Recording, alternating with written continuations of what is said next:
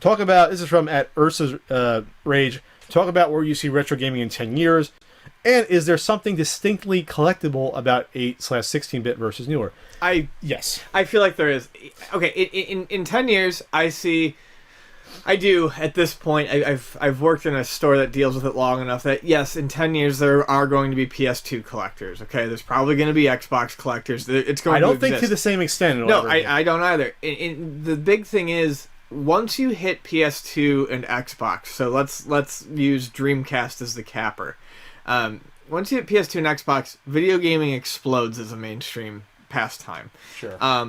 Things are produced in much larger runs. There are more games made. There's more shovelware crap. Not that there wasn't any lack of that in the past, but I think it loses its identity as it becomes something.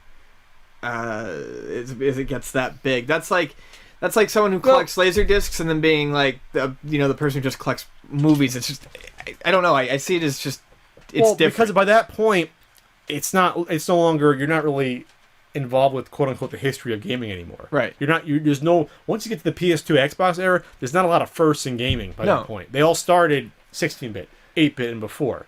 That's where all the franchises start. Yeah, you're going to have a Halo. Yeah, you're going to have a Grand Theft Auto 3. Like I said, there's so many of those produced that the only games that are rare from those systems are like either the giveaways, the promo ones, or the ones that came out near the end of the system where they didn't make a lot of them.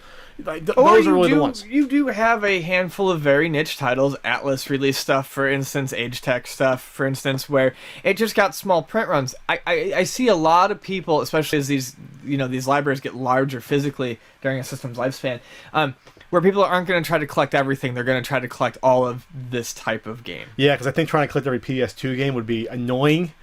And not that it would cost a lot of money, because most of the games are like $2, but it would just be annoying to try to find some of these really stupid titles. That. And like, what's the point of having out of the 1,000 PlayStation games, or like 400 are sports games? What's going to be the point? You know what I mean? Yeah, from a historical or from a perspective, it's not there. It loses. So charm.